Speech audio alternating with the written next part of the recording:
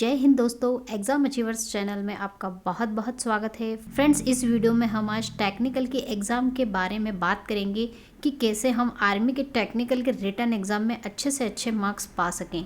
और फ्रेंड्स, कौन कौन से ऐसे सब टॉपिक हैं जिन पर हम फोकस करें ताकि एग्ज़ाम में हमें अच्छे मार्क्स मिल सके और हमारे चांसेस मेरिट लिस्ट में आने के बढ़ जाए। तो फ्रेंड्स, वीडियो में लास्ट तक बने रहिए। इस वीडियो में आपको आर्मी टेक्निकल एग्ज़ाम के लेटेस्ट पैटर्न के बारे में जानने को मिलेगा और मेरिट में आने के लिए आपको कितने मार्क्स लाने होंगे और कौन कौन से ऐसे सब टॉपिक हैं जो आपके एग्ज़ाम में आ सकते हैं और मेरिट लिस्ट में आने के लिए आपको हेल्पफुल रहेंगे, वो सभी हम इस वीडियो में डिस्कस करेंगे। और उससे पहले आपको हमारे चैनल को सब्सक्राइब करना होगा और नोटिफिकेशन बेल को भी प्रेस करना होगा ताकि आपको लेटेस्ट वीडियो की नोटिफिकेशन मिल सके। तो फ्रेंड्स, एग्ज़ाम की तैयारी आप सभी करते हो तो सबसे पहले आप उसका सिलेबस तो पता कर ही लेते होगे और आई थिंक आप सभी को उसका सिलेबस पता होगा। और अगर टेक्निकल का आपको सिलेबस नहीं पता हो तो आगे हम उसका सिलेबस भी डिस्कस करेंगे। लेकिन उससे पहले अगर आपको उसका एग्ज़ाम पैटर्न, अभी लेटेस्ट जो एग्ज़ाम पैटर्न है, अगर आपको वो नहीं पता है तो सबसे पहले हम इसका पैटर्न डिस्कस कर लेते हैं। इसमें जो एग्ज़ाम है टेक्निकल का रिटन एग्ज़ाम है, इसमें टोटल आपसे 50 क्वेश्चन पूछेंगे, 50 क्वेश्चंस पूछेंगे और आपको हर एक क्वेश्चन के लिए 4 मार्क्स दिए जाएंगे। लेकिन फ्रेंड्स, ये भी है कि अगर आपको एक क्वेश्चन के लिए 4 मार्क्स मिल रहा है तो इस एग्ज़ाम में नेगेटिव मार्किंग भी रहेगी। इसके लिए आपको 1 नंबर रॉन्ग आंसर के लिए कट कर लिया जाएगा और आपका टोटल एग्ज़ाम होगा 200 मार्क्स का। और आपका जो पासिंग मार्क्स है फ्रेंड्स, वो कितना है 80, मतलब मिनिमम आपको पासिंग मार्क्स इतने चाहिए ही चाहिए।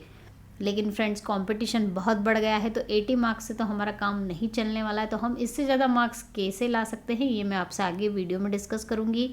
और यहाँ पर मल्टीपल चॉइस क्वेश्चन रहेंगे, ऑब्जेक्टिव क्वेश्चन रहेंगे। एग्ज़ाम का पैटर्न ऑफलाइन रहेगा एज एक्सपेक्टेड, अभी तक तो ऑफलाइन ही हुआ है। और जो ड्यूरेशन है एग्ज़ाम का कितने टाइम के लिए रहेगी, 60 मिनट आपको, यानी कि 1 घंटा दिया जाएगा। चलिए, सबसे पहले हम एग्ज़ाम का पैटर्न डिस्कस कर लेते हैं कि कौन कौन से पोर्शन, कौन कौन से सब्जेक्ट से कितने कितने मार्क्स के पूछे जाएंगे। तो फ्रेंड्स, सबसे पहला जो पोर्शन रहेगा, पार्ट रहेगा जनरल नॉलेज और रीजनिंग, इन दोनों का मिक्स पोर्शन रहेगा। आपका फर्स्ट पार्ट रहता है वो इन दोनों के मिला के क्वेश्चन पूछे जाते हैं। लेकिन फ्रेंड्स, इसमें फिक्स नहीं है कि आपके 5 क्वेश्चन जनरल नॉलेज के ही होंगे और 5 रीजनिंग के। इसमें कुछ भी हो सकता है, या तो वो सारे जनरल नॉलेज के क्वेश्चन पूछ सकते हैं, ये सारे रीजनिंग के तो नहीं पूछेंगे लेकिन मैक्सिमम सारे जनरल नॉलेज के हो सकते हैं। रीजनिंग के कुछ एक क्वेश्चन हो सकते हैं, या फिर 5 जनरल नॉलेज के या फिर 5 रीजनिंग के क्वेश्चन वो इसमें दे सकते हैं। तो अगर आपका रीजनिंग वाला पार्ट स्ट्रॉन्ग है तो आप इसमें भी कुछ ना कुछ मार्क्स अचीव कर सकते हो। और यहाँ पर आपको 10 क्वेश्चन पूछे जाएंगे और आप, जैसे कि मैंने बताया कि हर एक क्वेश्चन के लिए आपको 4 मार्क्स दिए जाएंगे, तो टोटल 40 मार्क्स यहाँ पर आपको इसमें मिलेंगे। सेकेंड पार्ट आपका रहेगा फ्रेंड्स मैथ्स का। मैथ्स के 15 क्वेश्चन पूछे जाएंगे और 15 क्वेश्चन के आपको 60 नंबर मिलेंगे।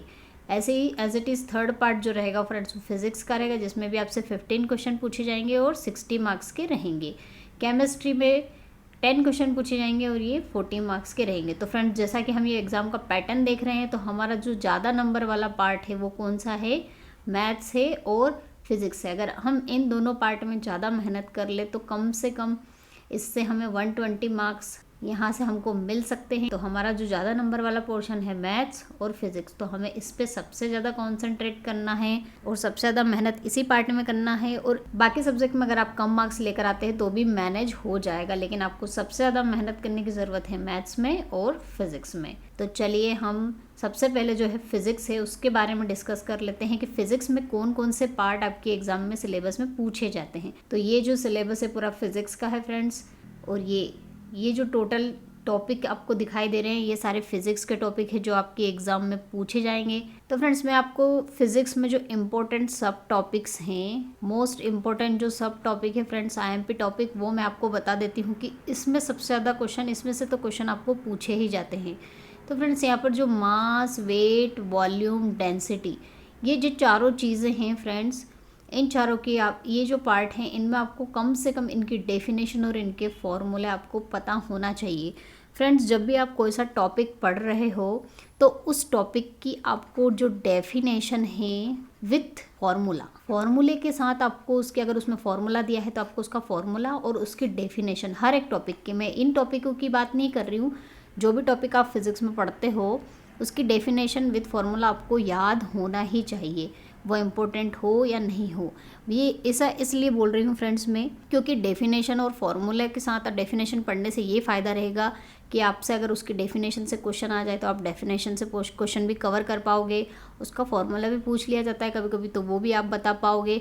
और इन दोनों के साथ साथ आप उनकी एसआई यूनिट और डायमेंशनल फार्मूला यानी कि विमीय सूत्र जिसे कि हम एमएलटी बोलते हैं, ये फॉर्मूला 4 चीज़ें आप इनसे कवर कर सकते हो। तो आपको सबसे पहला काम तो फिज़िक्स में यही करना है कि डेफिनेशन विथ फार्मूला पढ़ना है और उससे आप 4 क्वेश्चन कवर कर पाओगे। डेफिनेशन, फार्मूला, एसआई यूनिट भी बता पाओगे और विमीय सूत्र भी बता पाओगे। मैंने बहुत सारे ऐसे क्वेश्चन आपको करवाए हैं, पहले उनकी डेफिनेशन बताई है जिससे उनका एसआई यूनिट भी आपको बताया है और उसका एमएलटी फार्मूला भी कैसे निकाला जाता है वो भी आपको बताया, आप मेरे वीडियो में देख सकते हो। उसके बाद फर्स्ट पॉइंट तो आपको ये ध्यान रखना है फिजिक्स में। और सेकंड पॉइंट अब मैं बता देती हूँ कि कौन कौन से जो टॉपिक है फिजिक्स में आपको बहुत ज़्यादा ध्यान देना है। तो फ्रेंड्स आप नोट करते जाइए मेरे साथ साथ। तो फ्रेंड्स एक टॉपिक तो है मोशन ऑफ द ऑब्जेक्ट। आपको ऑब्जेक्ट के जितने भी मोशन है सारे पढ़ना है, कौन कौन से हैं। वेलोसिटी और एक्सेलरेशन के ऊपर ये भी बहुत इंपॉर्टेंट टॉपिक है, इनके ऊपर क्वेश्चन आपके आते ही आते हैं।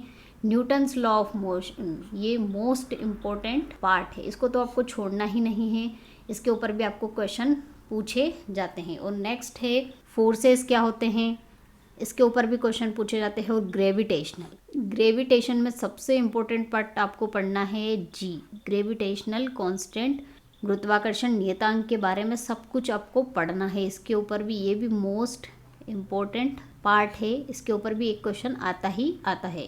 उसके बाद आपको वर्क, पावर और एनर्जी इनकी डेफिनेशन विथ फॉर्मूला आपको पढ़ना है। उसके बाद जो वेव्स होती है साउंड वेव, इसके ऊपर एक क्वेश्चन आता है। रिफ्लेक्शन और रिफ्लेक्शन, और सबसे इम्पोर्टेंट एक और पार्ट बता देती हूँ मैं, मिरर और लेंसेस, इनके ऊपर भी एक क्वेश्चन आपका आता ही आता है। इसके बाद इम्पोर्टेंट टॉपिक है आपका इलेक्ट्रिसिटी, और इलेक्ट्रिसिटी में सबसे इम्पोर्टेंट है आपका, ये भी मोस्ट इम्पोर्टेंट टॉपिक है आपका ओम्स लॉ। ओम्स लॉ के बारे में आपको सब कुछ पता होना चाहिए विथ न्यूमेरिकल विथ फॉर्मूला। उसके बाद इलेक्ट्रिकल सर्किट्स में जैसे कि आपसे सर्किट पूछे जाएंगे कि रेजिस्टेंस की वैल्यू बताइए, पैरेलल में हो या सीरीज़ में हो। आपको एक सर्किट दे दिया जाएगा, उसमें आपको करंट पूछा जाएगा। तो ये सिंपल इलेक्ट्रिकल सर्किट्स हैं जिनमें आपको करंट की वैल्यू, रेजिस्टेंस की वैल्यू, वोल्टेज की वैल्यू निकालना आना चाहिए। तो इसके ये भी इम्पोर्टेंट टॉपिक है, इसके ऊपर भी क्वेश्चन आते हैं। तो ये जो इम्पोर्टेंट टॉपिक थे फिजिक्स के मोस्ट इम्पोर्टेंट टॉपिक जिनके क्वेश्चन आते ही आते हैं वो मैंने डिस्कस करे हैं, इन पे आपको सबसे ज़्यादा ध्यान देना है। उसके बाद आप जो ये बचे हुए टॉपिक हैं इनको आपको पढ़ना है, छोड़ना नहीं है। चलिए अब ये तो फिज़िक्स का पोर्शन हुआ है कि इसमें फ़िज़िक्स में आप कैसे मार्क्स अचीव कर सकते हो। उसके बाद हम डिस्कस कर लेते हैं यहाँ पर मैथ्स में ये टॉपिक हैं, ये सारे टॉपिक हैं जो आपको एग्ज़ाम में तैयार करना है।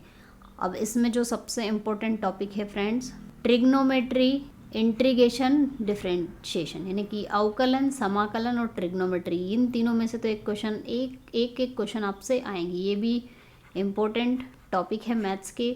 उसके बाद आता है नंबर सिस्टम, ये भी आपको बहुत अच्छे से तैयार करना है, ये भी मोस्ट इम्पोर्टेंट है। इसमें तो क्वेश्चन आते ही हैं जिसमें HCF, LCM इनके क्वेश्चन सबसे ज़्यादा पूछे जाते हैं। एवरेज के क्वेश्चन पूछेंगे आपसे, औसत निकालना। उसके बाद जो इम्पोर्टेंट टॉपिक मोस्ट इम्पोर्टेंट है वो है एरिया, वॉल्यूम, ये जो है 2 पार्ट ये मोस्ट इम्पोर्टेंट है आपके। तो मैथ्स में तो वैसे बहुत छोटा सिलेबस है, सब कुछ पढ़ना चाहिए, लेकिन जो इम्पोर्टेंट टॉपिक है इंटीग्रेशन, डिफरेंशिएशन, ट्रिग्नोमेट्री और नंबर सिस्टम बहुत बड़ा पार्ट है, इसको तैयार करने में समय भी लगता है और इसमें से क्वेश्चन भी ज़्यादा पूछे जाते हैं। और मेंशुरेशन, एरिया, वॉल्यूम, ये तीनों एक ही चीज़ में आते हैं, तो इनके क्वेश्चन भी आपको तैयार करने हैं। तो फ्रेंड्स आज का वीडियो अगर आपको हेल्पफुल लगा हो या अच्छा लगा हो तो उसे लाइक करना ना भूलें और कमेंट ज़रूर करें। अगर आप इस तरह के और वीडियो चाहते हो तो मुझे कमेंट सेक्शन में ज़रूर लिखें। मिलते हैं नेक्स्ट टॉपिक के साथ नेक्स्ट वीडियो में, तब तक के लिए जय हिंद, जय भारत, वंदे मातरम।